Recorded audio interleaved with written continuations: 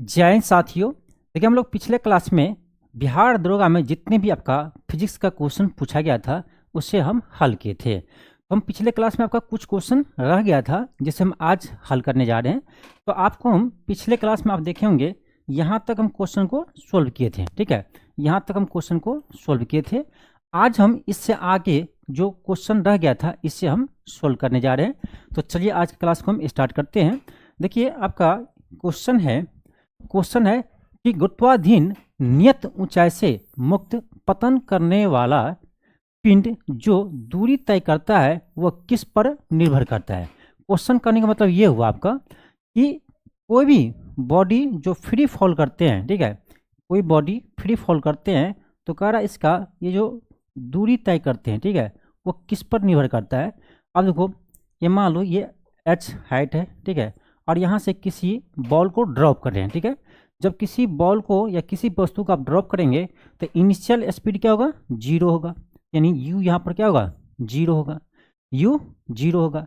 अब मान लो ये h हैट नीचे जाते हैं, यही कर आपका h जो है वो किस पर निर्भर करेगा। ठीक है, तो देखो हम एक फार्मूला जानते हैं, h बराबर U T plus half A T square, you T plus half A T square.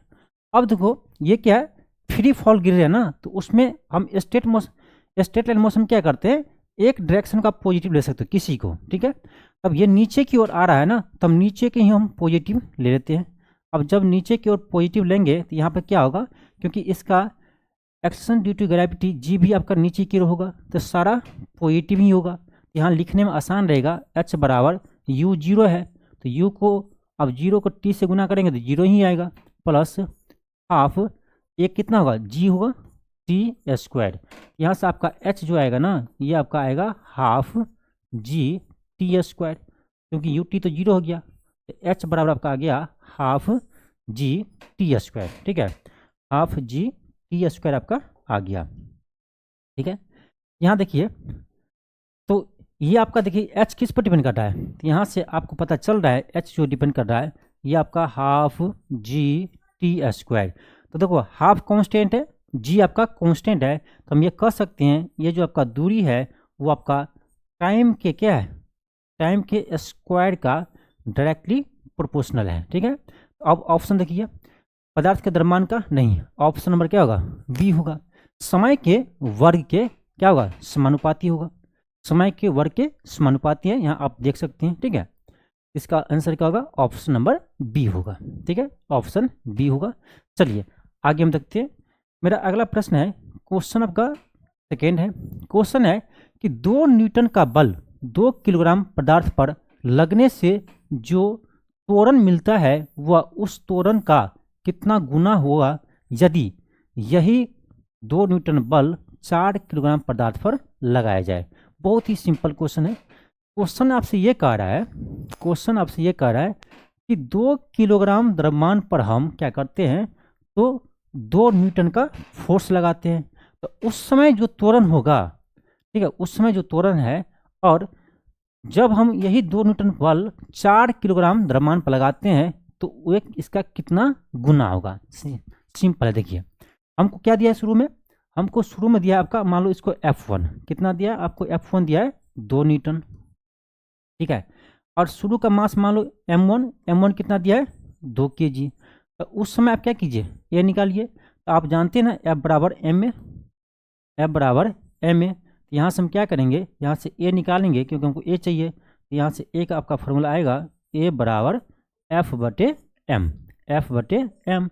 और F क्या है, 2 न्यूटन है और मास भी आपका 2 है, तो 2 2 कट जाएगा तो कितना आएगा, 1 आएगा, यानी 1 मीटर पर सेकेंड स्क्वायर।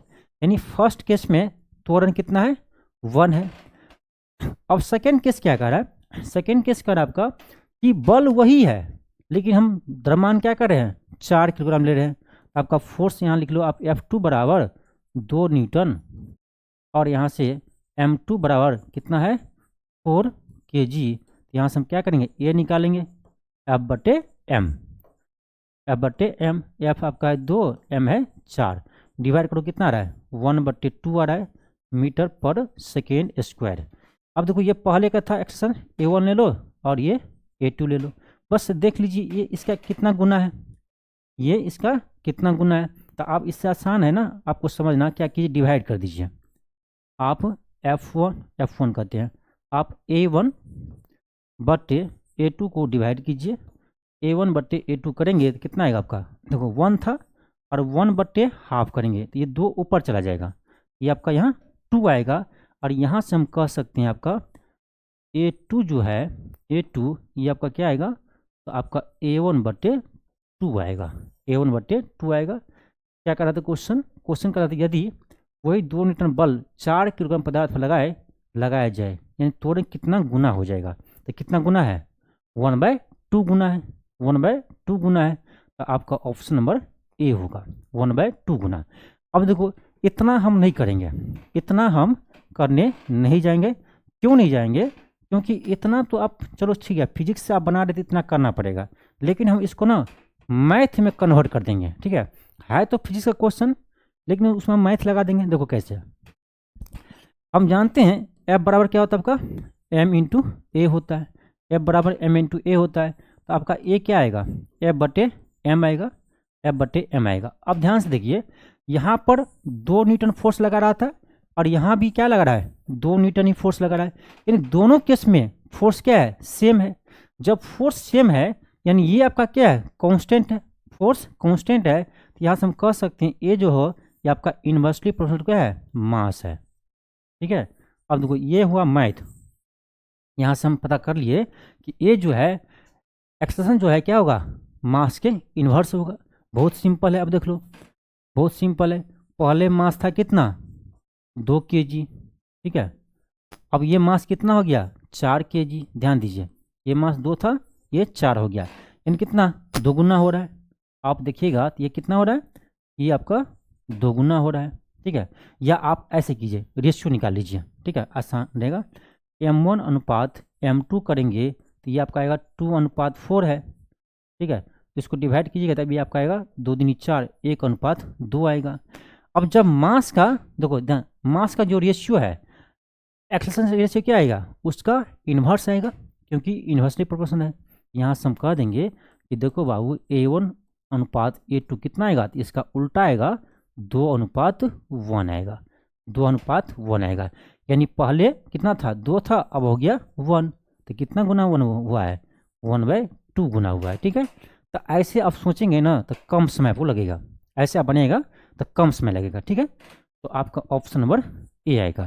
ठीक है, चलिए आगे बढ़ते हैं हम।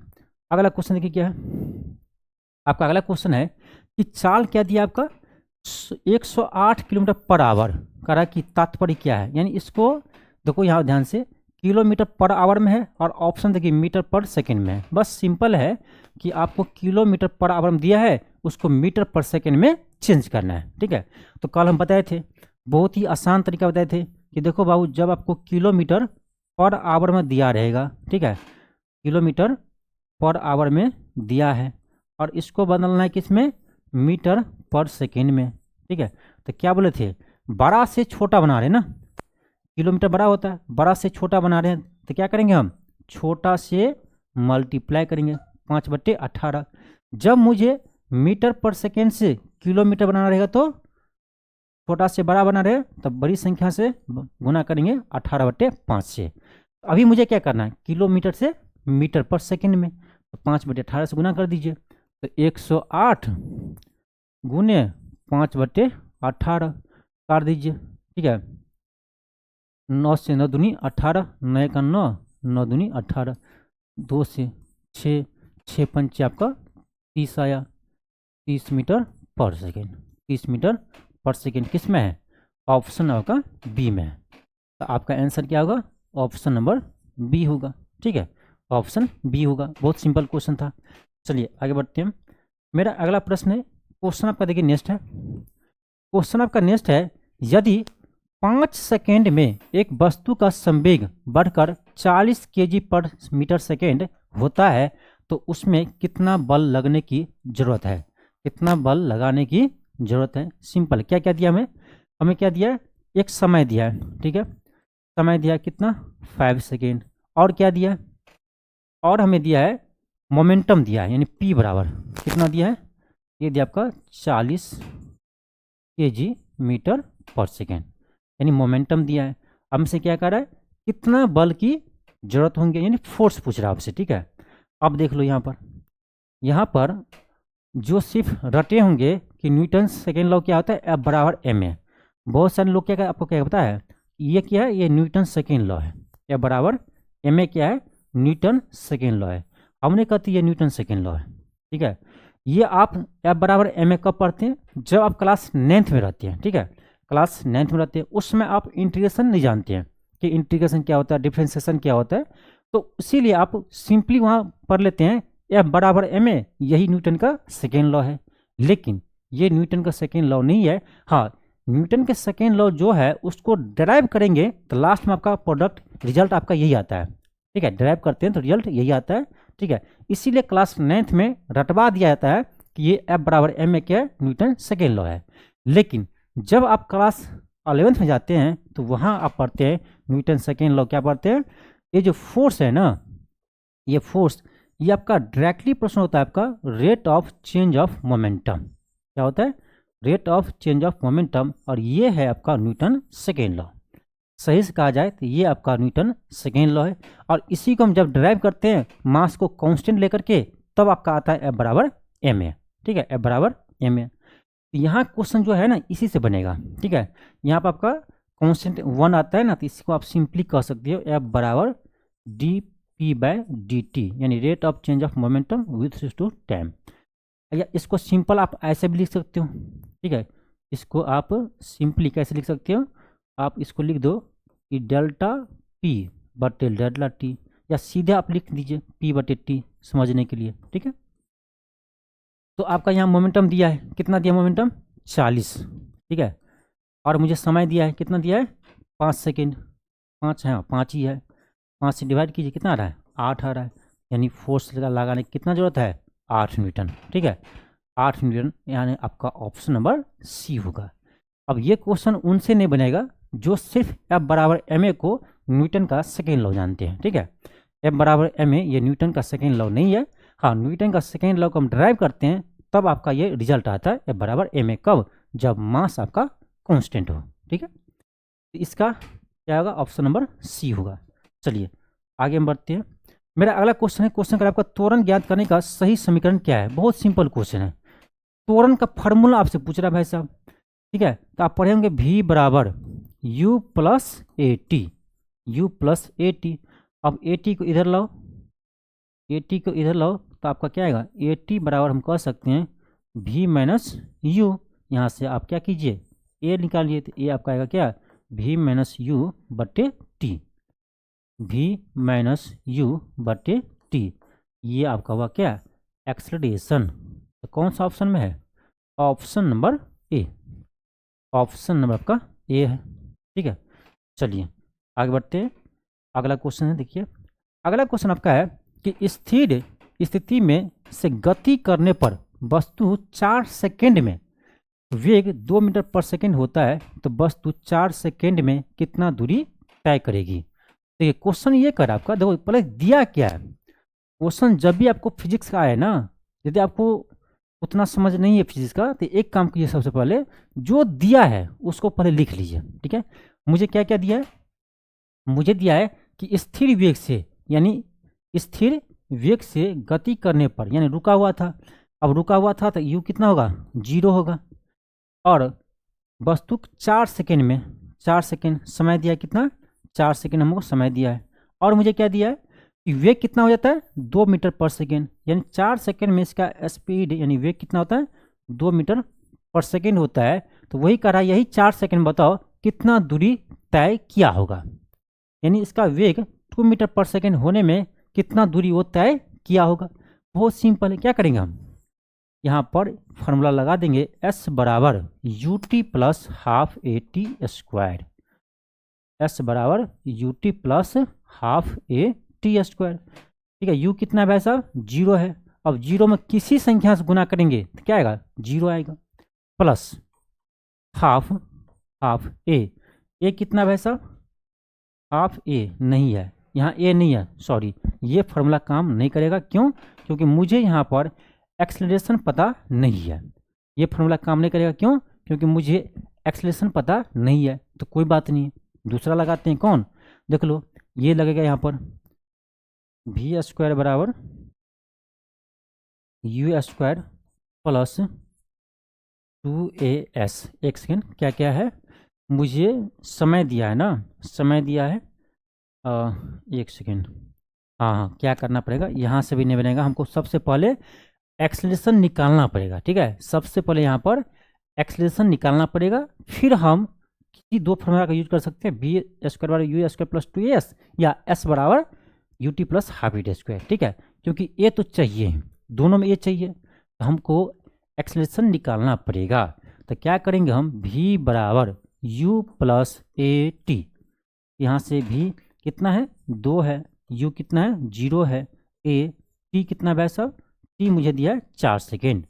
यहाँ से आपका a का मान कितना आ जाएगा, a का मान आपका आ जाएगा 2/4 यानी 1/2 आ जाएगा, 1/2 मीटर पर सेकेंड स्क्वायर।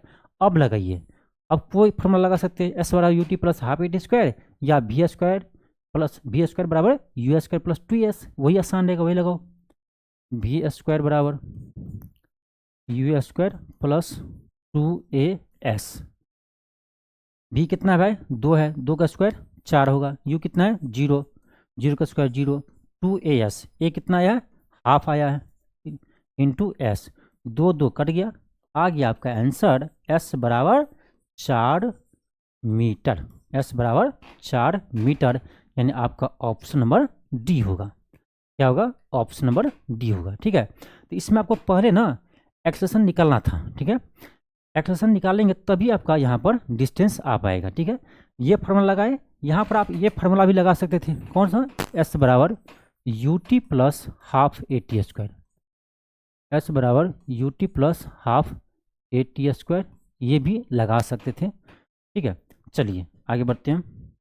मेरा अगला प्रश्न है, अगला प्रश्न कर आपका देखो कि पिंड का प्रारंभिक वेग यानी यू कितना दिया है 2 मीटर पर सेकेंड दिया है। ठीक है, आगे कह रहा त्वरण भी दिया है, यानी ए भी दिया है, कितना दिया भाई साहब, ये दिया आपका 0.5 मीटर पर सेकेंड। ठीक है, 0.5 को ना आप ऐसे लिखो, 0.5 को हम लिख सकते हैं 1/2, 0.5 को हम 1/2 लिख सकते हैं। ठीक है, हम 1/2 लिख लिए, और क्या दिया मुझे, और समय दिया है, समय दिया है कितना, समय दिया आपका 10 सेकेंड, समय दिया है 10 सेकेंड।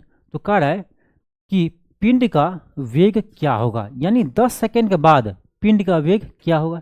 अब देखो मुझे क्या दिया, यू दिया है, ए दिया है, टी दिया है, हमको चाहिए भी, तो बस सिंपल है, लगाओ भी बराबर you plus A T, you plus A T, तो मुझे चाहिए भी, तो यू कितना है भाई साहब, यू यहाँ पर 2 है, 2 प्लस ए कितना है, ए आपका हाफ है, टी कितना है 10 सेकेंड है। कितना आसान है, फार्मूला बेस्ड सारा क्वेश्चन है, फार्मूला याद है सारा क्वेश्चन आपका बन जाएगा। ठीक है, और इतना इजी क्वेश्चन को ना एग्जाम में छोड़ कर नहीं आना है। ठीक है, तो बहुत सारे स्टूडेंट ऐसा है कि बिहार दरोगा के एग्जाम में ऐसे ऐसे प्रश्न छोड़ कर आ जाते हैं। ठीक है, बहुत ईजी क्वेश्चन है, बहुत ईजी क्वेश्चन होता है, बस आपको फार्मूला याद रहना चाहिए।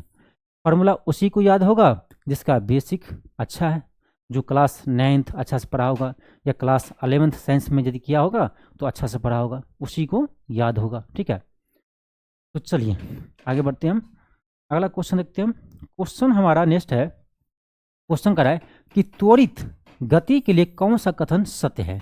इसका जवाब आप लोग दीजिए, तो इसका जवाब आप लोग कमेंट बॉक्स में पहले बताइए कि इसका आंसर क्या होगा। क्वेश्चन क्या है, देखिए क्वेश्चन आपका ये है, कह रहा कि त्वरित गति के लिए कौन सा कथन सत्य है, यानी कोई बॉडी है वो एक्सेलरेट है। ठीक है, कोई बॉडी है वो क्या है, एक्सेलरेट है, तो कह रहा है उसमें क्या हो सकता है, कौन सा कथन सही है। पहला पढ़िए, पिंड का वेग एक समान होगा, पिंड का वेग एक समान मतलब वेलोसिटी कांस्टेंट। ठीक है, पहला का मतलब क्या हुआ, वेलोसिटी कांस्टेंट क्या होगा, कह रहा है त्वरित, जब त्वरण है तो वेलोसिटी कांस्टेंट हो ही नहीं सकता है, वेलोसिटी कांस्टेंट किसका होगा, जब त्वरण 0 होगा।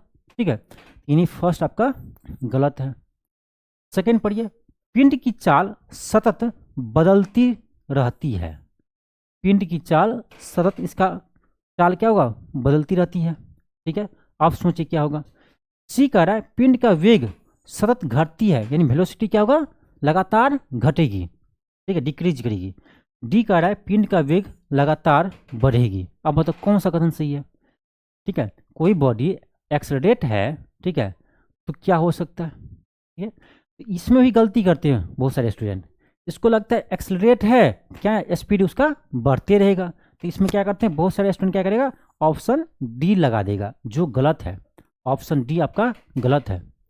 ऑप्शन डी बिल्कुल गलत है। क्यों गलत है, देखो क्या करा एक्सलरेट। देखो एक्सलेशन भी ना दो तरह का होता है। ठीक है, आपको यहाँ पर समझना है कि एक्सलेशन भी आपका दो तरह का होता है। ठीक है, कैसे, देखो एक बोलते हैं एक्सलेशन, दूसरा को बोलते हैं रिटार्डेशन। ठीक है, यानी जब स्पीड आपका लगातार, सॉरी वेलोसिटी आपका लगातार बढ़ रही है तो उसको बोले एक्सलरेट हो रहा है। ठीक है, लेकिन जब आपका आपका वेलोसिटी धीरे धीरे क्या हो रहा है, कम हो रहा है। ठीक है, वेलोसिटी धीरे धीरे कम हो रहा है तो उस समय रिटार्डेशन होता है। ठीक है, उस समय एक्सेलेरेशन होता है लेकिन वो निगेटिव में रहता है। ठीक है, तो जब एक्सेलेरेशन आपका निगेटिव में रहता है तो हम उसी को बोलते हैं क्या, रिटार्डेशन हो रहा है। ठीक है, इसका दो केस हो सकता है। ठीक है, तो इसीलिए हम क्या कहेंगे, ऑप्शन बी इसमें परफेक्ट है।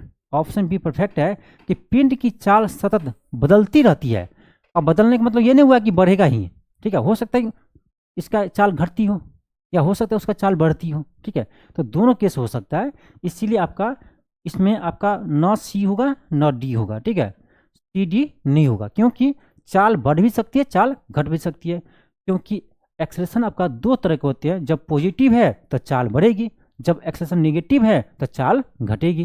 ठीक है, इसीलिए आपका ऑप्शन बी इसमें ज़्यादा सही है। ठीक है, और इसमें ज़्यादातर स्टूडेंट डी लगाकर आएगा, मुझे पता है। ठीक है, मुझे पता है। चलिए आगे बढ़ते हैं।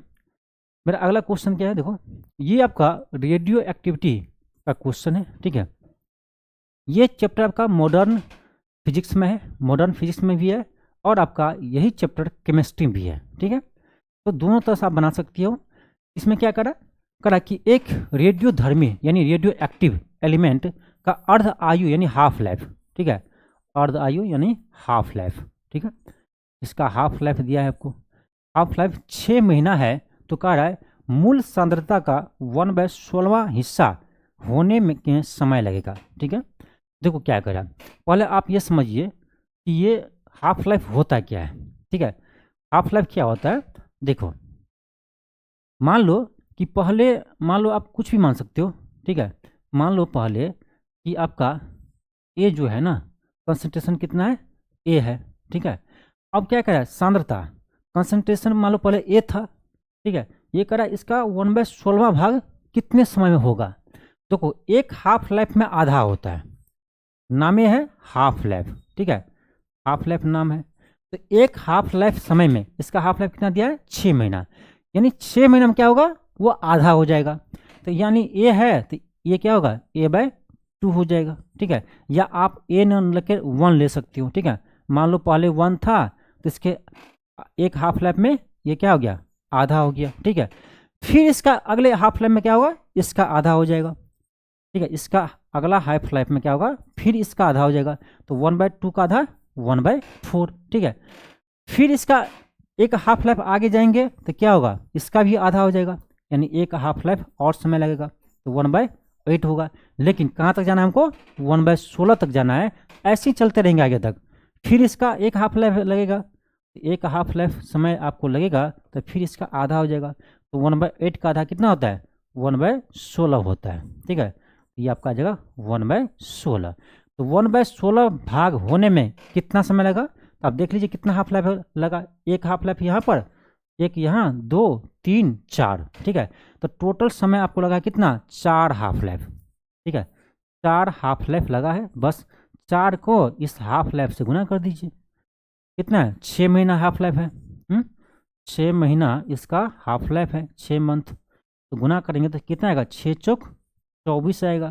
तो 24 मंथ क्या होता है, ऑप्शन में है कहीं 24 मंथ, नहीं होगा। देखिए कहीं भी 24 महीना नहीं दिया है, लेकिन आपको पता है कि भाई 24 महीना कितना साल होता है, 2 साल होता है। इसको हम लिख सकते हैं 2 ईयर। ठीक है, 2 साल होता है तो 2 ईयर लिख सकते हैं। किस ऑप्शन में है? ऑप्शन नंबर सी में है। बहुत ही बेहतरीन क्वेश्चन था, ठीक है। देखो मैं मानता हूँ ना कि फिजिक्स से इजी कोई सब्जेक्ट ही नहीं है, ठीक है। यदि आपको बेसिक कंसेप्ट क्लियर है तो ठीक है, आपका मैथ अच्छा है थोड़ा सा, यदि आप इंटर थोड़ा अच्छे से पढ़ लिए ना, तो मुझे नहीं लगता फिजिक्स से कोई इजी सब्जेक्ट है, उसमें रटना होता ही नहीं है। केमिस्ट्री में क्या एक्सेप्शन है, रटना पड़ता है, ये होगा ये नहीं होगा। बायोलॉजी में पूरा रटना ही पड़ता है, लेकिन फिजिक्स ऐसा विषय है जिसमें कुछ रटना नहीं पड़ता है, सारा समझने का खेल है। आप हमें देख लीजिए, हम 2014 में इंटर किए हैं, ठीक है, मैट्रिक किए 12 में, लेकिन आज भी हम क्वेश्चन जब देखते हैं फिजिक्स का, तो मुझे कोई फार्मूला ध्यान नहीं करना पड़ता कि कौन किसका फार्मूला क्या होगा, ठीक है। चाहे टॉर्क हो, चाहे एंगुलर मोमेंटम हो, चाहे मोमेंट ऑफ इनर्शिया हो, मैं सारा ऑटोमेटिक मुझे आ जाता है, ठीक है। ऐसा भी नहीं कि मैं डेली पढ़ता हूँ, अभी मैं फिजिक्स पढ़ता हूँ, ऐसा नहीं है, ठीक है। ये इसीलिए होता है क्योंकि मेरा बेसिक जो है ना बहुत ही स्ट्रांग है, ठीक है। चलिए आगे बढ़ते हैं। अगला क्वेश्चन देखो क्या है। अगला क्वेश्चन है कि कोई वस्तु यदि स्थिर है या निश्चित वेग से एक सीधी रेखा पर गति कर रही है, यदि उस पर कोई बाह्य बल नहीं लगाया जाए तो वह अपनी प्रारंभिक अवस्था में ही बनी रहती है, यह कथन है। अब ध्यान से पढ़िए, तो ये न्यूटन्स का प्रथम लॉ है, ठीक है। ये न्यूटन्स का प्रथम लॉ, न्यूटन्स प्रथम लॉ क्या कहते हैं, किसी भी ऑब्जेक्ट पर, ठीक है, न्यूटन्स आपका प्रथम लॉ क्या कहते हैं, न्यूटन प्रथम लॉ ये कहते हैं कि कोई भी ऑब्जेक्ट जो है ना, कोई भी ऑब्जेक्ट है, यदि ये ऑब्जेक्ट स्थिर है, यानी इसका वेलोसिटी क्या है, 0 है, या ये कांस्टेंट वेलोसिटी चल रहा है, ठीक है, या कांस्टेंट वेलोसिटी चल रहा है, तो कह रहा है ये इस पर जब तक कोई बाहरी बल नहीं लगाएंगे ना, तब तक इसके गति में कोई भी परिवर्तन नहीं हो सकता है, ठीक है। और ये कहता है आपका न्यूटन का फर्स्ट लॉ, ये आपका न्यूटन फर्स्ट लॉ कहते हैं, ठीक है। ये आपका न्यूटन फर्स्ट लॉ है, ठीक है। इसे लॉ ऑफ इनर्शिया भी कहते हैं, ठीक है। इसे हम न्यूटन फर्स्ट लॉ को लॉ ऑफ इनर्शिया भी कहते हैं। चलिए आगे देखते हैं। अगला क्वेश्चन देखिए क्या है, उपयुक्त आवृत्ति का प्रकाश जब किसी धातु पृष्ठ पर डाला जाता है तो इलेक्ट्रॉन का उत्सर्जन होता है, और इस प्रक्रिया को क्या कहते हैं, ठीक है। ये भी आपका मॉडर्न फिजिक्स का क्वेश्चन है, ठीक है, मॉडर्न फिजिक्स का क्वेश्चन है। आप पढ़ेंगे कि किसी भी एलिमेंट पर, ठीक है, मेटल पर, जब आपका यानी प्रकाश, यानी फोटोन बोलते हैं उसको, ठीक है, प्रकाश के समूह को फोटोन कहते हैं। जब फोटोन की बमबारी होती है तो यहाँ से इलेक्ट्रॉन क्या होते हैं, उत्सर्जित होते हैं, और इस प्रक्रिया को हम फोटो इलेक्ट्रिक इफेक्ट कहते हैं। क्या कहते हैं, फोटो इलेक्ट्रिक इफेक्ट कहते हैं। यानी आपका ऑप्शन नंबर क्या होगा, ऑप्शन नंबर सी होगा, प्रकाश विद्युत उत्सर्जन, जिसको इंग्लिश में बोलते हैं photo electric effect, photo electric effect, ठीक है, PEE कहते हैं। ये आप क्लास 12th में पढ़े होंगे मॉडर्न फिजिक्स में, ठीक है। ये परिभाषा आपसे पूछ लिया गया। अगला क्वेश्चन देखिए क्या है, अगर दाब बढ़ाने पर बर्फ का गलनांक क्या होगा, दाब बढ़ाएंगे तो बर्फ का गलनांक क्या होगा, दाब बढ़ाने से, प्रेशर बढ़ाने से बर्फ का गलनांक आपका घट जाता है, ठीक है, ऑप्शन ये होगा। अगला क्वेश्चन है आपका कि इकाई सतह के क्षेत्रफल पर, यानी यूनिट एरिया, ठीक है, यूनिट एरिया पर, यानी यूनिट एरिया पर लंबवत परपेंडिकुलर वाला बल निम्नलिखित में से किसे परिभाषित करता है। ये तो सिंपल है, ये भी परिभाषा है, ये भी आपका परिभाषा है, ठीक है। अब देखो ये आपका परिभाषा किसका है, तो प्रेशर का है, ठीक है। फोर्स पर नॉर्मल एरिया, इसका क्या होता है, फोर्स पर नॉर्मल एरिया होता है आपका प्रेशर, ठीक है। तो ध्यान रखना, फोर्स पर नॉर्मल एरिया क्या होता है, प्रेशर होता है। तो फोर्स बटे नॉर्मल एरिया क्या होगा, ये होता है आपका प्रेशर। तो ऑप्शन नंबर क्या होगा, सी होगा। ये जो आपको दिया है ना, वो प्रेशर का डिफिनीशन दिया हुआ है, ठीक है, प्रेशर का डिफिनीशन दिया हुआ है। यदि यहीं पर आपको पूछ ले कि प्रेशर का यूनिट क्या होगा, ठीक है, तो देखो क्या होगा, वैसा फोर्स का होता है आपका न्यूटन, और आपका एरिया का होता है मीटर स्क्वायर। क्या होता है, एरिया का मीटर स्क्वायर। तो आपका यहाँ से हो जाएगा, यानी प्रेशर का यूनिट होगा क्या, न्यूटन पर मीटर स्क्वायर, ठीक है, न्यूटन पर मीटर स्क्वायर, या इसी को बोलते हैं पास्कल। ठीक है, चलिए आगे बढ़ते हैं। मेरा अगला प्रश्न है, कर जब पानी जमता है, ठीक है, यानी बर्फ में बदलता है, तो इसका आयतन क्या होगा। अब देखो सिंपल है, ये आप कॉमन सेंस से भी देखे होंगे, ठीक है, कि पानी जो है वो जम जाते हैं तो जो बर्फ बनता है ना, अब देखना उस पानी से ज़्यादा स्तर बनता है किसका, बर्फ का।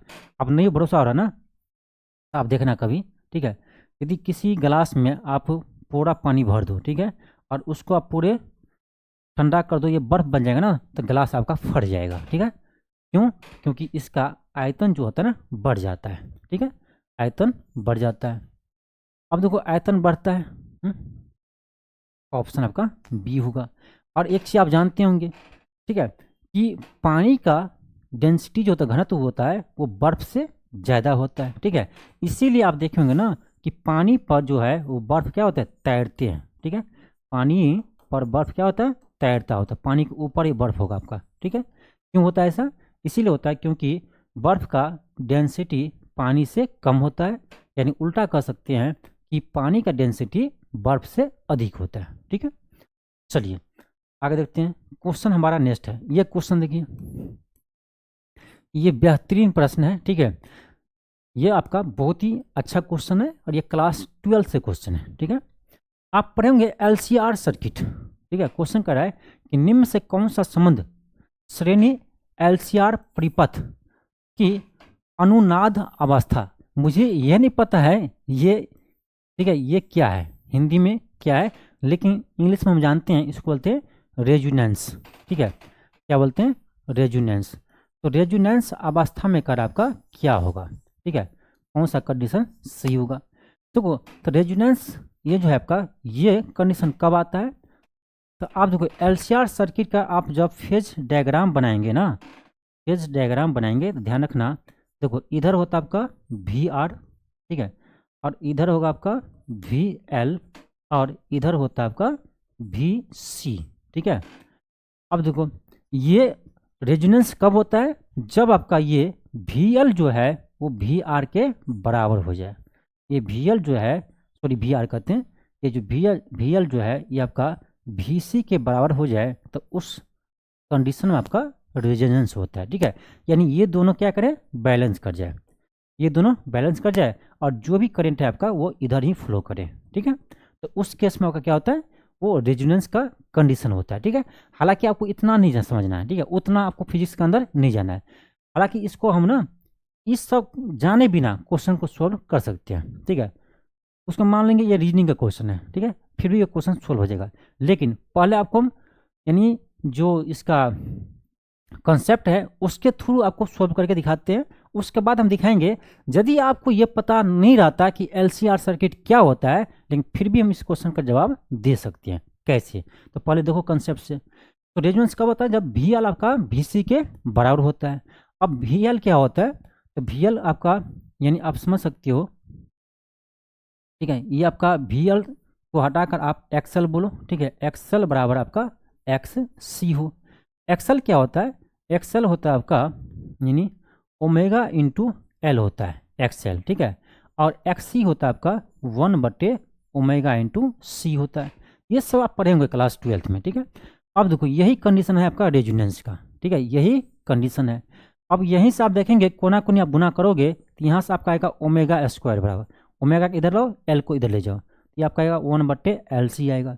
अब इसी को हम लिखेंगे ओमेगा बराबर, तो आपका क्या आएगा 1/√LC आएगा। ठीक है, अब देखिए यहाँ एक ही कंडीशन है, लेकिन इसको तीन तरह से आप ड्राइव कर सकते हो।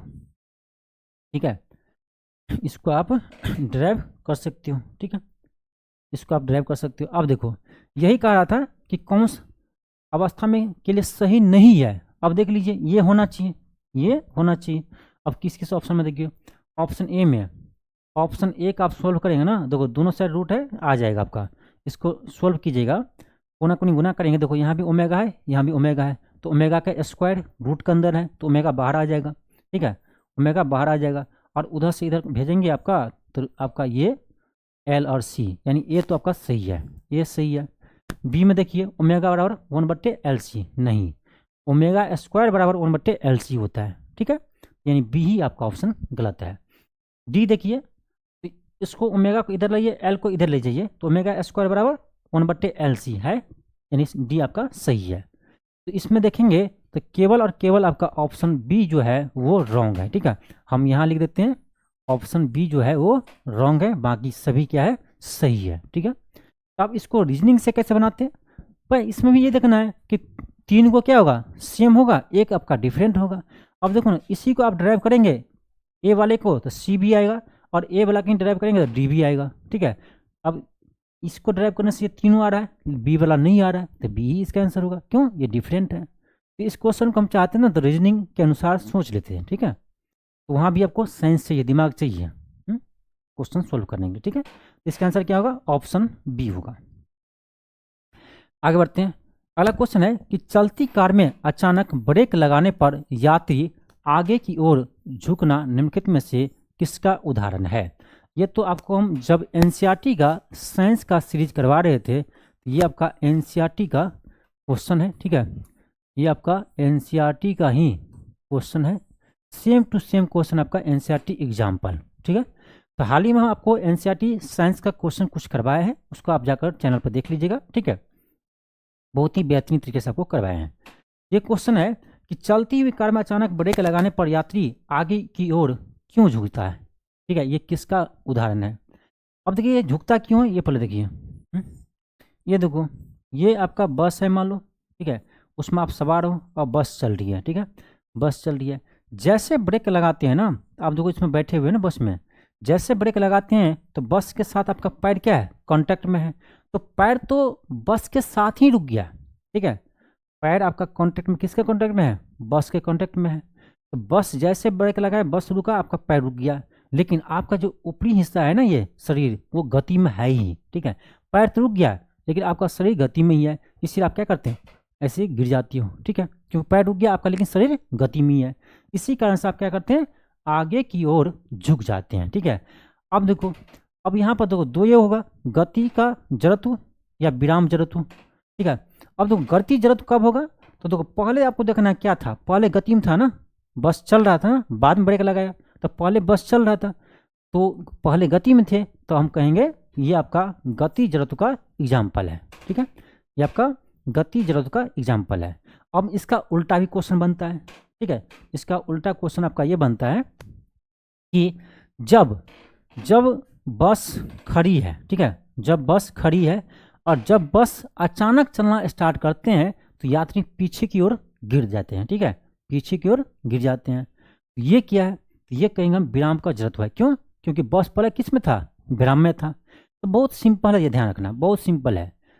पहले बस गति में होंगे तो गति जड़ कहेंगे, यदि पहले बस विराम में होंगे तो हम क्या कहेंगे, विराम जड़ कहेंगे। बहुत सिंपल है समझना। तो क्या होगा, ऑप्शन ए होगा। अगला क्वेश्चन है, क्वेश्चन कर रहा है प्रकाश तरंग और ध्वनि तरंग के बीच का अंतर निम्नलिखित में से किस घटना पर आधारित है। यानी हम प्रकाश तरंग और ध्वनि तरंग को हम अलग कैसे कर सकते हैं, किस आधार पर, ठीक है, ठीक है। तो ये आपका होगा ध्रुवीकरण, ठीक है, ऑप्शन नंबर बी होगा, ध्रुवीकरण। चलिए आगे देखते हैं। आपका अगला क्वेश्चन है, एक सेकेंड, क्वेश्चन आपका है, हाँ, अगला क्वेश्चन है आपका कि निम्न में से कौन सा कथन प्रत्यावर्ती धारा, प्रत्यावर्ती धारा मतलब AC, AC current, alternative current, ठीक है, अल्टरनेटिव करंट के लिए सही नहीं है। ध्यान से पढ़िए क्या कर रहा है, एसी करंट के लिए कौन सा सही नहीं है, ये आपको देखना है। एसी करंट के लिए कौन सा सही नहीं है, ऑप्शन ए पढ़िए, कह रहा लंबी दूरी तक संचरित की जा सकती है, बिल्कुल, एसी करंट को हम बहुत दूर तक ले जा सकते हैं, ठीक है। फिर सेकेंड है, इसका उत्पादन सस्ता होता है डीसी का अपेक्षा, चलो ठीक है। इसका परिणाम समान रहता है। अब देखो हमको क्या करना है, गलत चूज करना है, ठीक है। तो आपको गलत दिखते ही लगना है, ठीक है, यहाँ पर आपको गलत दिख जाना चाहिए। कैसे, देखो क्या कह रहा है, इसका परिणाम समान रहता है। और डी कह रहा है इसकी वोल्टता आसानी से बदली जा सकती है, ये भी सही है। देखो एसी है ना, अल्टरनेटिव करंट है, इसका मैग्नीट्यूड बढ़ते घटते रहता है, ठीक है, इसका मैग्नीट्यूड बढ़ते घटते रहता है। तो यानी आपका ऑप्शन नंबर सी जो है वो रॉन्ग है, इसका परिणाम समान नहीं रहता है, ठीक है, क्योंकि ये अल्टरनेटिंग करंट है, इसका परिणाम घटते बढ़ते रहता है, ठीक है। तो ऑप्शन आपका यानी सी क्या है, गलत है। आगे बढ़ते हैं। अगला क्वेश्चन कर आपका, किसी परमाणु के तीसरे कक्षा में इलेक्ट्रॉन का कोणीय संवेग क्या होगा। यानी किसी परमाणु के तीसरे कक्षा में, तो हम पिछले क्लास में शायद आपको कोणीय संवेग समझाए थे, ठीक है। कोणीय संवेग का फॉर्मूला ध्यान रखना, ये आपका होता है NH/2 क्या होता है, NH/2, ये होता है आपका कोणीय संवेग का फॉर्मूला, ठीक है। कोणीय संवेग का फॉर्मूला आपका होता है NH/2। अब कार्य आपका क्या कि तीसरे कक्षा में, तीसरे कक्षा यानी n=3 होगा, n=3 होगा, तो n=3 में तो क्या होगा, इसका वैल्यू क्या आएगा आपका 3h/2 आएगा। थोड़ा सा कैलकुलेटिव है, लेकिन आपको यहाँ पर h का मान दिया हुआ है, तो हमको यहाँ याद नहीं करना पड़ेगा। क्यों? क्योंकि h का वैल्यू यहाँ पर दिया हुआ है, ये प्लैंक कांस्टेंट है h, ठीक है। और इसका मान भी कभी कभी एग्जाम में पूछ लिया जाता है, आपको एग्जाम में सीधे आपसे पूछ लिया जाएगा कि प्लैंक कांस्टेंट का मान कितना होता है, यानी h का मान कितना होता है। यहाँ क्वेश्चन में आपको h का मान दिया हुआ है, ठीक है। अब देखिए, तो क्या करेंगे, यहाँ 3h/2 का मान निकालिए, वही आंसर होगा। 3h का मान कितना है साहब, 6.66 गुने 10⁻34 है, अपॉन 2 पाई का मान कितना होता है 3.14 होता है। बस यहाँ रख दीजिए और बाकी को आप सोल्व कर लीजिए, ठीक है, बाकी को आप सोल्व कर लीजिए, ठीक है। इसको आप सोल्व कीजिएगा, ठीक है, इसको आप सोल्व कीजिएगा तो ये आपका लगभग आएगा 3.15 गुने 10⁻34 आएगा, ठीक है। थोड़ा सा कैलकुलेटिव है, ऑप्शन नंबर ए आएगा, ठीक है, ऑप्शन ए आएगा। चलिए आगे बढ़ते हैं हम। अगला क्वेश्चन है आपका, अगला क्वेश्चन है आपका कि वह उपकरण जो विद्युत धारा उत्पन्न करने के लिए इस्तेमाल किया जा सकता है कहलाती है। यानी क्या आपका, वह उपकरण जिसे विद्युत धारा उत्पन्न करने के लिए इस्तेमाल की जाती है उसे कहते हैं, देखो आमीटर नहीं होगा, क्यों, आमीटर से हम विद्युत धारा को मापते हैं।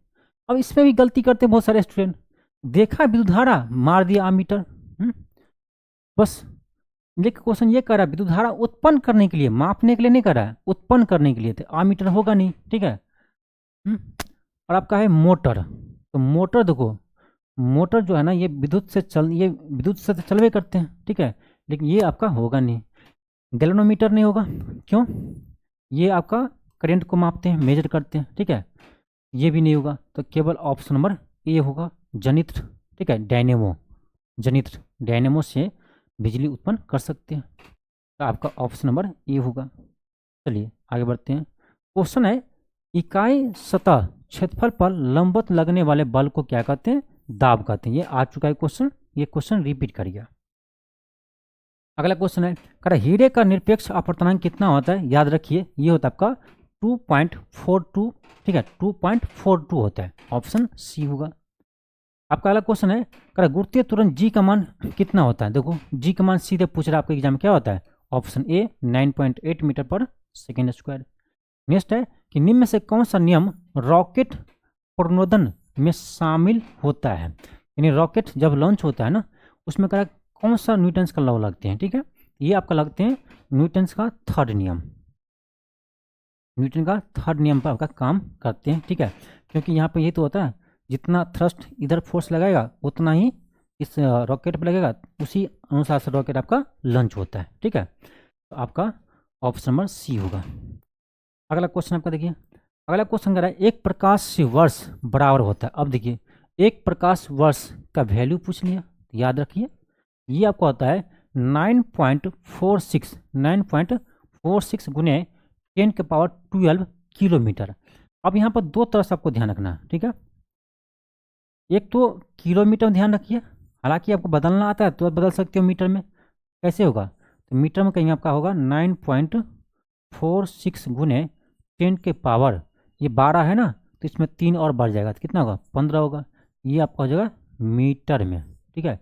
तो ध्यान रखना प्रकाश वर्ष किलोमीटर में आपका होता है 9.46 गुने 10⁻12 किलोमीटर, और ये आपका मीटर में होता है 9.46 गुने 10⁻15 किलोमीटर, ठीक है, 15 किलोमीटर। चलिए आगे बढ़ते हैं।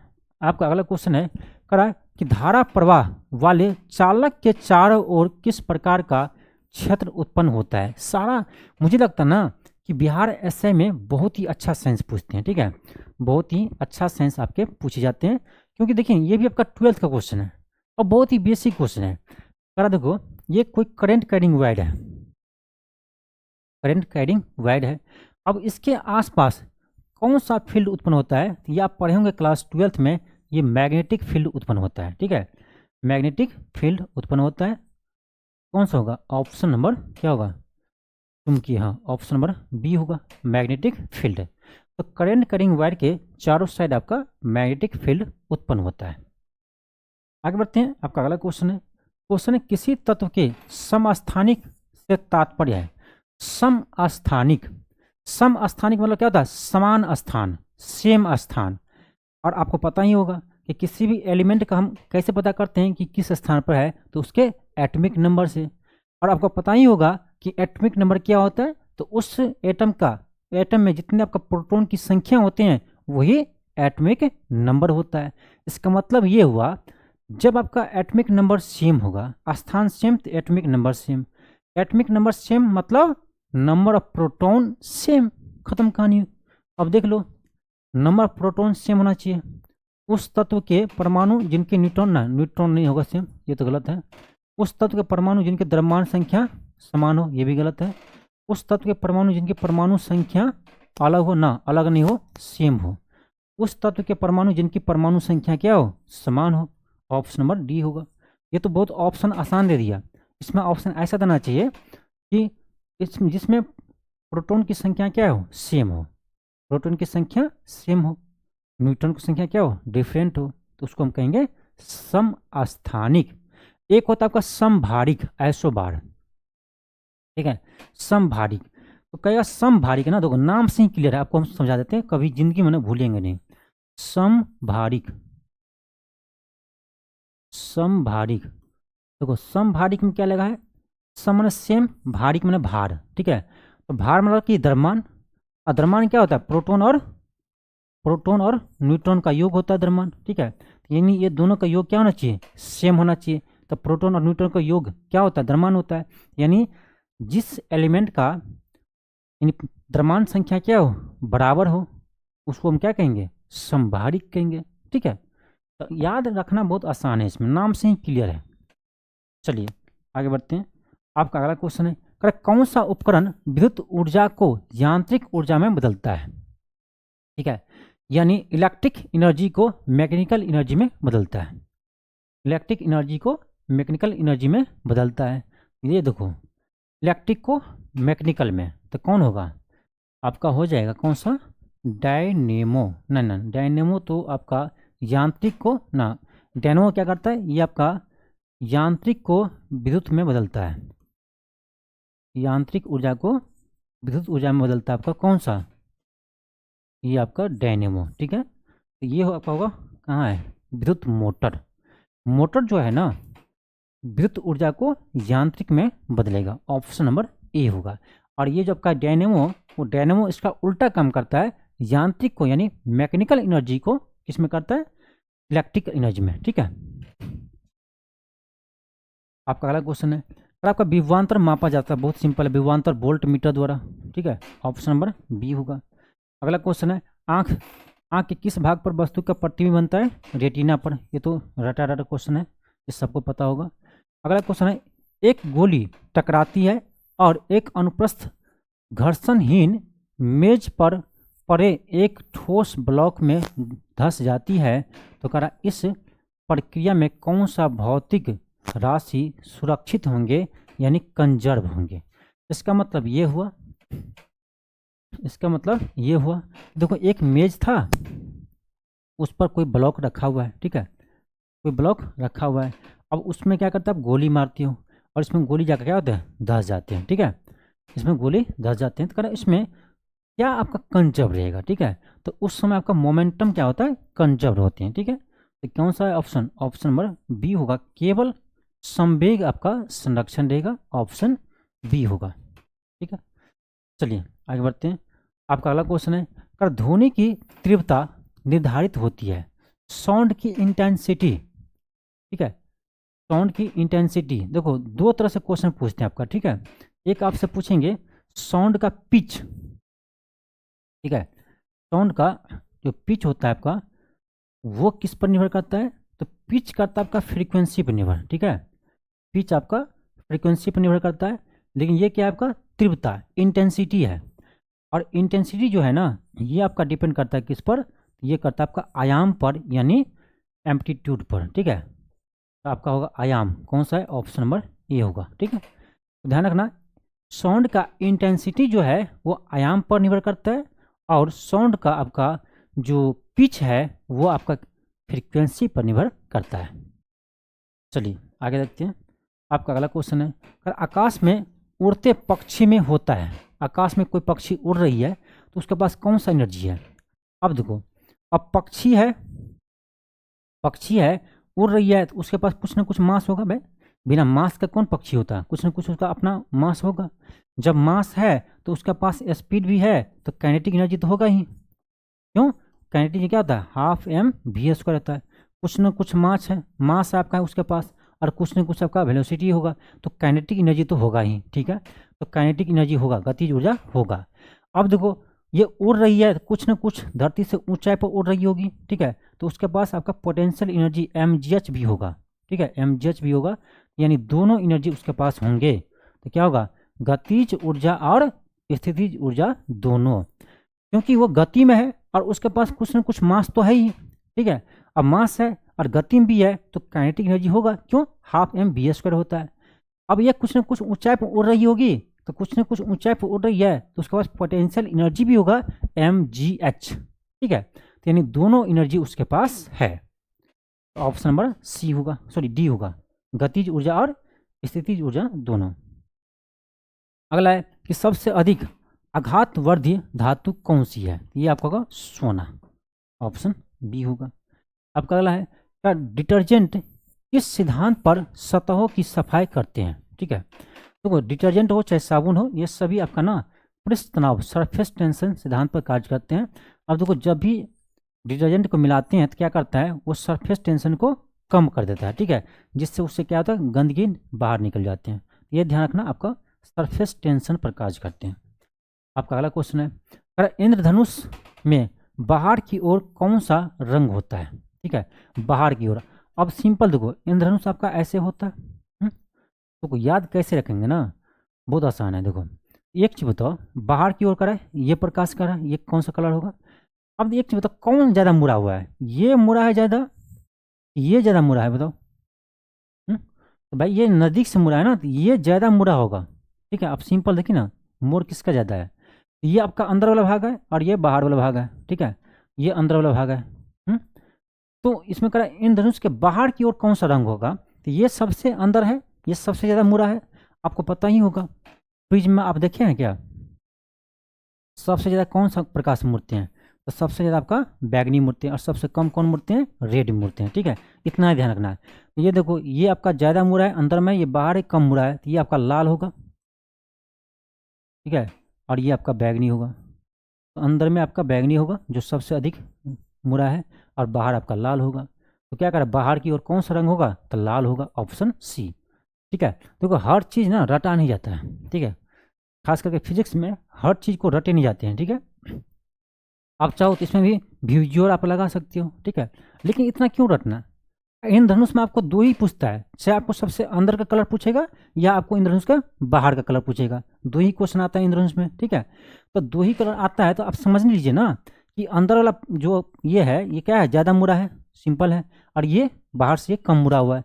तो जो ज़्यादा मुड़ा है, तो हमको पता है बैगनी ज़्यादा मुड़ते हैं, ठीक है, और लाल जो है कम मुड़ते हैं। तो बाहर में कम मुड़ा है तो बाहर वाला लाल होगा, अंदर बैगनी होगा, उसमें रटने का कोई जरूरत ही नहीं है, विजुअल याद कीजिए या कुछ भी याद कीजिए, या बैगनी आप पी नाला याद कीजिए, उसमें ऐसा कोई भी याद करने वाला चीज़ नहीं है, समझ रहे हैं।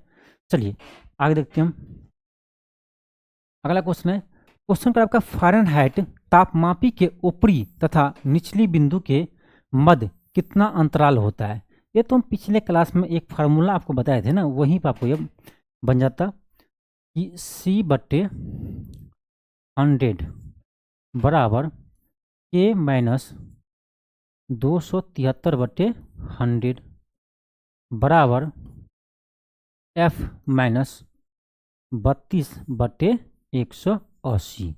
यहाँ पर ध्यान दीजिए, यहाँ पर आप ध्यान दीजिएगा ना, ये देखो, ये जो है, ये 100 जो है ना, ये आपका सेल्सियस में, ठीक है, सेल्सियस में लोअर पॉइंट और अपर में का अंतर है। ये जो आपका 100, ये भी आपका केल्विन में क्या है, 100 का अंतर है, ठीक है, यानी निचला बिंदु और ऊपरी बिंदु में, ठीक है। और ये फ़ारेनहाइट में आपका 180 जो है, ये भी क्या है, ये भी आपका सबसे ऊपरी बिंदु और सबसे निचली बिंदु के बीच का डिफरेंस है, तो क्या होगा, 180 होगा, ठीक है। ये आपको सेल्सियस में पूछता या फ़ारेनहाइट में पूछता, सॉरी सेल्सियस में पूछता या केल्विन में, तब क्या कहते हैं, 100 कहते हैं, ठीक है। बस इसी ध्यान रखिए, ये गैपिंग है दिख रहा है। और इस फार्मूला से आप कभी भी सेल्सियस को फ़ारेनहाइट में बदल सकते हैं, कभी भी फ़ारेनहाइट को केल्विन में बदल सकते हैं, कभी भी केल्विन को सेल्सियस में बदल सकते हैं। चलिए आगे देखते हैं। आपका अगला क्वेश्चन करा, एक अश्व शक्ति में कितना वाट होता है। ये तो याद रखना है, 746 वाट होता है। इस एक अश्व शक्ति में कितना होता है, तो 746 वाट होता है। अगला है करा, न्यूटन के गति के कितने नियम है। बताओ, इतना आसान क्वेश्चन, 3 नियम है न्यूटन का, सबको पता है। अगला है करा, FPS पद्धति में द्रव्यमान का इकाई क्या होता है, पाउंड होता है, ठीक है। ऑप्शन डी होगा, इसमें कुछ समझने वाला नहीं है। आपका अगला क्वेश्चन है करा, प्राश्रव्य ध्वनि की आवृत्ति होता है। देखो क्या है, प्राश्रव्य, ठीक है। तो 3 तरह का होता है, एक होता है आपका अश्रव्य, ठीक है, एक आपका आता है अश्रव्य जिसको हम सुन नहीं सकते हैं। तो अश्रव्य में क्या होता है, ये आपका 20 हर्ट्ज से, जिसकी आवृत्ति 20 हर्ट्ज से कम हो, उसको बोलते हैं अश्रव्य तरंग, ठीक है, और अश्रव्य ध्वनि, ठीक है। और जिसकी आवृत्ति आपका, यानी जिसकी आवृत्ति 20 हर्ट्ज से, श्रव्य तरंग, ठीक है, जिसकी आवृत्ति 20 हर्ट्ज से, ठीक है, 20 हर्ट्ज से 20,000 हर्ट्ज के बीच हो, ठीक है, 20,000 हर्ट्ज के बीच हो, उसको बोलते हैं श्रव्य तरंग, इसको हम सुन सकते हैं, ठीक है। और एक होता है आपका प्राश्रव्य ध्वनि तरंग, ठीक है, ये आपका 20,000 हर्ट्ज से ज़्यादा वाला होता है, ठीक है। तो 3 याद रखिएगा, एक होता है आपका अश्रव्य तरंग जिसका फ्रीक्वेंसी 20 हर्ट्ज से कम होता है, और एक होता है आपका यानी श्रव्य तरंग जिसको हम सुन सकते हैं, तो उसका होता है फ्रीक्वेंसी आपका 20 हर्ट्ज से 20,000 के बीच होता है, और एक होता है आपका 20,000 से अधिक जिसको हम क्या कहते हैं, प्राश्रव्य ध्वनि तरंग कहते हैं, ठीक है। तो ऑप्शन नंबर ए होगा। आपका अगला क्वेश्चन है, निम्न में से कौन सा जल में घुलने पर विद्युत का चालन नहीं करता है। यानी कौन सा है जो जल में घुलने पर विद्युत का चालक नहीं है, यानी कुचालक है। इसमें देखो आपका ऑप्शन नंबर ए होगा लवण, सॉरी लवण नहीं, लवण तो होता है, ठीक है, लवण को पानी में मिलाएंगे तो ये तो आपका कंडक्टर का काम करेगा, चीनी होगा, ठीक है, ऑप्शन सी होगा चीनी। नेक्स्ट क्वेश्चन आपका है कि जब किसी माध्यम का ताप बढ़ता है तो उस माध्यम का में प्रकाश का वेग क्या होगा। एक चीज ध्यान रखना कि प्रकाश का वेग ना, वो प्रकाश का वेग जो है वो ताप पर निर्भर नहीं करता है, ठीक है, प्रकाश का वेग आपका ताप पर निर्भर नहीं करता है। तो यानी ताप को आप बढ़ा दीजिए घटा दीजिए, उससे कोई प्रभाव नहीं पड़ेगा। तो ऑप्शन क्या होगा, सी होगा, ठीक है, ऑप्शन सी होगा आपका, अपरिवर्तित रहता है, यानी प्रकाश का वेग पर तापमान का कोई असर नहीं होता है। अगला क्वेश्चन है, अगर आपका भाप के इंजन का आविष्कार किसने किया था, जेम्स वाट ने किया था। नेक्स्ट है कि निम्न किस यंत्र विद्युत धारा को मापते हैं, क्या होगा, आमीटर होगा। बहुत इजी क्वेश्चन है।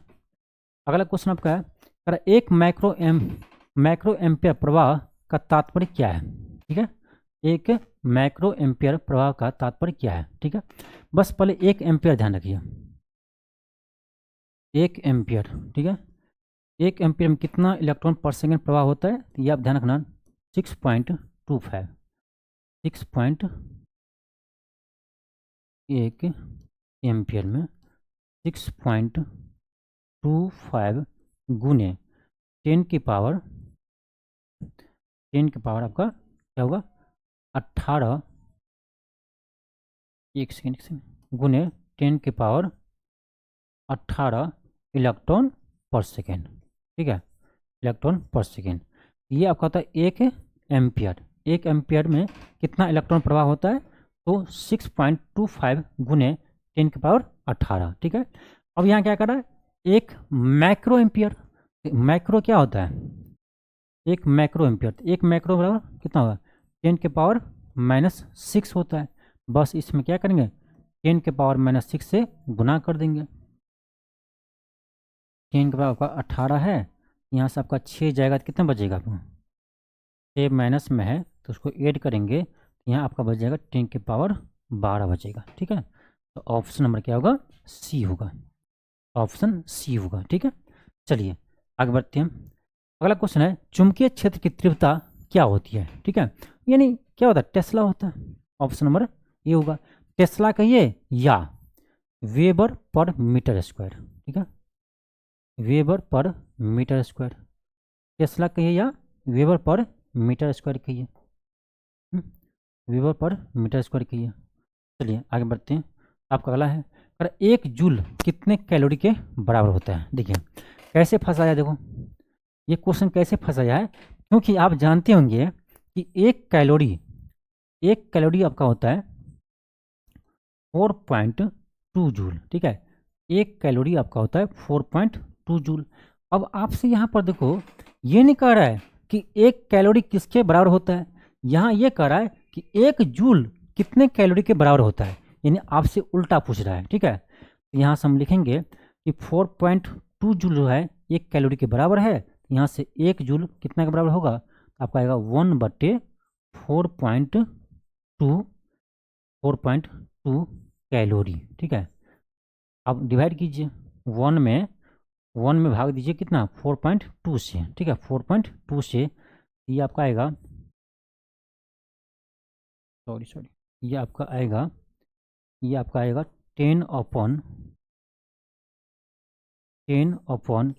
42 आएगा।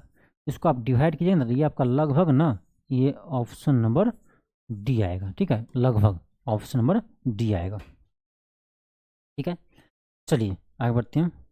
अगला क्वेश्चन आपका है कि कार्य का इकाई क्या होता है, कार्य का इकाई क्या होता है, तो जूल होगा। ठीक है, और कार्य करने की दर पूछता तब क्या होता, वाट होता। ठीक है, अगला है, न्यूटन का कौन सा गति नियम बल को परिभाषित करता है। देखो यहाँ आ गया, न्यूटन का कौन सा नियम जो है वो बल को परिभाषित करता है, तो न्यूटन का सेकेंड लॉ। क्या आपको बताए थे कि फोर्स जो होता है ना वो आपका डायरेक्टली प्रोपोर्शनल होता है आपका rate of change of momentum. और ये जो आपका प्रोपोर्शनल कांस्टेंट आएगा वो आपका यहाँ पर 1 आता है। ठीक है, तो यहाँ से हम सीधे लिख सकते हैं आपका एफ बराबर का dp/dt। ठीक है, अब यहाँ से देखो क्या करते हैं हम, यहाँ से हम लिखेंगे एफ बराबर p क्या होता है मोमेंटम, m इंटू वी होता है। ठीक है, बट्टे dt। अब देखिए क्या होता है, मास मान लो कांस्टेंट है, मास आपका बाहर जाएगा, क्या आएगा आपका यहाँ dv/dt आता है। अब देखिए यहीं से आपका आता है f बराबर ma। अब m मान लो कांस्टेंट है तो m बाहर आ गया, अब dv/dt क्या होता है, a होता है, तो यहीं से आपका फार्मूला आता है आपका f बराबर ma। और आप लोग इसी को कहते हैं कि ये न्यूटन का सेकेंड लॉ है आपका f बराबर ma। ठीक है, ये आपका न्यूटन का सेकेंड लॉ नहीं है, न्यूटन का सेकेंड लॉ आपका ये है। ठीक है, न्यूटन का सेकेंड लॉ ये है कि फोर्स जो होता है आपका डायरेक्टली प्रोपोर्शनल होता है rate of change of momentum का, और उसी का हम जब ड्राइव करते हैं तब आपका आता है एफ बराबर ma। ठीक है, इसमें क्या होगा, ऑप्शन नंबर ए होगा। अगला क्वेश्चन आपका है, कौन सा भौतिक राशि वस्तु के संवेग और वेग का अनुपात को दर्शाते हैं। कितना इजी क्वेश्चन है। ठीक है, कौन सा भौतिक राशि संवेग यानी मोमेंटम, तो मोमेंटम क्या होता है m इंटू वी होता है, बट्टे वेग v से डिवाइड कीजिए, v भी कट जाएगा, क्या बचेगा आपका m बचेगा। m क्या है, द्रव्यमान है। कितना आसान है, ऑप्शन नंबर ए। ठीक है, बस फार्मूला आपको याद है ना, सारा क्वेश्चन आपसे बन जाएगा, कोई दिक्कत नहीं है। ठीक है, आगे देखिए अगला क्वेश्चन आपका है निम्न से कौन सा राशि अदिश राशि नहीं है? अदिश नहीं है, अदिश किसको बोलते हैं? स्केलर क्वांटिटी, ठीक है, स्केलर क्वांटिटी को हम अदिश राशि कहते हैं। अब कह रहा अदिश राशि नहीं है यानी स्केलर नहीं है, जब स्केलर नहीं होगा तो वेक्टर होगा, बस देख लो। अब देखो दूरी, क्या दूरी में कोई डायरेक्शन होता है? दूरी में कोई डायरेक्शन होता है? नहीं होता है, यानी ये क्या है? ये आपका स्केलर है। चाल, चाल मतलब स्पीड, चाल मतलब स्पीड, ठीक है, स्पीड में कोई डायरेक्शन होता है? नहीं होता है, तो ये भी आपका क्या है? ये स्केलर है। समय, कभी सुने हो कभी कि यानी समय बज रहा है 4 बज रहा है, 4 बज रहा है उत्तर में ही या दक्षिण दिशा में, सुने हो? नहीं, जब डायरेक्शन नहीं होता तो क्या है? स्केलर है, ठीक है। अब बचा कौन? एक ही बचा, विस्थापन और डिस्प्लेसमेंट, और डिस्प्लेसमेंट का डायरेक्शन होता है, ठीक है, यानी ये क्या है? ये वेक्टर है। आपसे ये पूछ रहा था इसमें कौन सा अदिश राशि नहीं है, यानी स्केलर क्वांटिटी नहीं है। जब स्केलर नहीं है तो वेक्टर होगा, अब बस उसमें चूज करिए कौन सा वेक्टर है, वही आंसर होगा, ठीक है। चलिए अगला है, डायनेमो किस सिद्धांत पर आधारित है? डायनेमो आपका ये फैराडे के नियम पर काम करता है, ठीक है, फैराडे के नियम पर आपका ये डायनेमो कार्य करता है। आगे बढ़ते हैं, आपका अगला क्वेश्चन है, निम्नलिखित में से कौन सा कण परमाणु में नहीं होता है? भाई परमाणु क्या होता है? इलेक्ट्रॉन होता है, प्रोटॉन होता है, न्यूट्रॉन होता है। आप जानते होंगे, ये मान लो परमाणु है, इसके न्यूक्लियस में आपका प्रोटॉन और न्यूट्रॉन होता है, ठीक है, और इलेक्ट्रॉन जो है इसके बाहरी कक्षा में क्या करते हैं? चक्कर लगाते हैं, ठीक है, यानी चक्कर कौन लगाता है? इलेक्ट्रॉन लगाता है। तो इलेक्ट्रॉन ही ना किसी से बॉन्ड जो बनाते हैं, तो क्या होता है? इलेक्ट्रॉन का ही आदान प्रदान होता है, ठीक है। प्रोटॉन न्यूट्रॉन का नहीं हो सकता है, क्यों? ये अंदर में पैक है, वो बाहर आ नहीं सकता है, तो इलेक्ट्रॉन ही करता है। इसमें कौन कौन होता है देखो, तो इलेक्ट्रॉन होता है, न्यूट्रॉन भी होता है, प्रोटॉन भी होता है, न्यूट्रिनो नहीं होता है, ठीक है, न्यूट्रिनो आपका परमाणु में नहीं होता है। आपका नेक्स्ट है, निम्न से किस माध्यम में प्रकाश का वेग अधिकतम होगा? आप जानते हो निर्वात में होता है, तो निर्वात इसमें क्या है? शून्य, शून्य निर्वात उसी बोलते हैं। अगला है, निम्न में से कौन सा बल पृथ्वी पर मुक्त रूप से गिरते हुए पिंड पर कार्य नहीं करता है? अब बताओ, कोई वस्तु ड्रॉप कर रहे हैं किसी वस्तु को, तो उसका इनिशियल स्पीड क्या होगा? 0 होगा, ठीक है, ड्रॉप कर रहे हैं तो कह रहे हैं कौन सा पिंड पर कार्य नहीं करता है? क्या गुरुत्वाकर्षण काम नहीं करता है? करता है जी से, ये तो होगा नहीं। भिस्को, ठीक है, विस्कोसिटी भी काम करता है आपका, ठीक है, कुछ रेजिस्टेंस फोर्स आपका लगता है नीचे से, ठीक है, ठीक है, बुयांसी फोर्स भी काम करता है। अभिकेंद्रीय बल, अब देखो देखने से ही आपको पता होना चाहिए कौन सा आंसर होगा।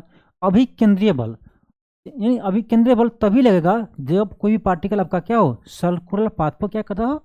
वो मूव करता हो। सर्कुलर पाथ होना चाहिए आपको अभिकेंद्रीय बल के लिए, ठीक है, या इस तरह से पाथ आपका होना चाहिए। तो ये आपका है क्या? 1D मोशन है, तो 1D मोशन है तो उसमें आपका होगा ही नहीं, अभिकेंद्रीय बल होगा नहीं, हो ही नहीं सकता है, ठीक है, इस पर आपका अभिकेंद्रीय बल काम नहीं करता है। अगला क्वेश्चन है, अगर आपका ओजोन की परत हमारी रक्षा करती है किससे? परावैगनिक, परावैगनिक विकिरण से। ये तो आसान क्वेश्चन है। अगला आपका है, क्वेश्चन करें किस यंत्र का काम डायनेमो के कार्य का उल्टा होता है? अब देखो यहाँ कह किसका काम डायनेमो कार्य का उल्टा होता है, पहले आपको बता चुके हैं, कौन है? विद्युत मोटर, ठीक है, तो ऑप्शन नंबर बी होगा। आपका अगला क्वेश्चन है, क्वेश्चन आपका ट्रांजिस्टर बनाने में किस मूल पदार्थ का उपयोग करते हैं? सेमी कंडक्टर का। ट्रांजिस्टर जब बनाते हैं उसमें आपका सेमी कंडक्टर का प्रयोग होता है, खास करके सिलिकॉन का, ठीक है। आपका नेक्स्ट है क्वेश्चन, पानी का घनत्व अधिकतम किस तापमान पर होता है? ये भी आपको याद होगा, 4 डिग्री सी पर, ऑप्शन बी होगा, इसमें कुछ है नहीं। निम्न में से कौन सा अदिश राशि है? अदिश राशि है यानी स्केलर क्वांटिटी है, ठीक है, यहाँ पूछ रहा है कौन सा जो है वो आपका स्केलर क्वांटिटी है, ठीक है, स्केलर क्वांटिटी है। अब देख लीजिए, वेग, वेग मतलब वेलोसिटी, क्या वेलोसिटी का डायरेक्शन नहीं होता है? होता है बिल्कुल, ये आपका तो वेक्टर है, ये हो ही नहीं सकता है। बी बल, बल फोर्स, अब फोर्स का भी डायरेक्शन होता है, ये भी आपका हो ही नहीं सकता है। शक्ति यानी पावर, पावर क्या है? आप कभी पढ़े हो पावर की डायरेक्शन होता है, ठीक है, तो डायरेक्शन पावर का नहीं होता, ये आपका स्केलर है। चुंबकीय प्रेरणा, ये भी आपका क्या है, वेक्टर, तो ये भी होगा ही नहीं। तो आपका ऑप्शन नंबर सी होगा, क्योंकि हाँ शक्ति पावर क्या है, स्केलर क्वांटिटी है, पावर का कोई डायरेक्शन नहीं होता है। ठीक है, चलिए आगे बढ़ते हैं। ठीक है, ये आपका लास्ट क्वेश्चन था। तो आपका ये फिजिक्स वाला सेशन आपका यहीं समाप्त होता है। यानी हम कल और आज के क्लास में जितने भी आपका फिजिक्स का क्वेश्चन पूछा गया था आपका बिहार एसआई के एग्जाम में अभी तक, उन सभी प्रश्नों को हम सॉल्व किए। खास करके इस क्लास में हम न्यूमेरिकल क्वेश्चन लेने का कोशिश किए हैं, जो क्वेश्चन बनाने में आप लोग को प्रॉब्लम होता है, दिक्कत होता है। ठीक है, तो मेरा अब आपका अगला क्लास जो होगा उसमें हम केमिस्ट्री के क्वेश्चन को हल करेंगे, केमिस्ट्री का क्वेश्चन को हल करेंगे। ठीक है, और उसके बाद हम और भी सब्जेक्ट जो आपका होगा उसको देखेंगे। ठीक है, तो आप लोग जितना हो सके वीडियो को शेयर कीजिए। ठीक है, और यदि चैनल पर नए हो तो चैनल को सब्सक्राइब कर लीजिए। चलिए मिलते हैं आपको नेक्स्ट क्लास में। थैंक यू, धन्यवाद।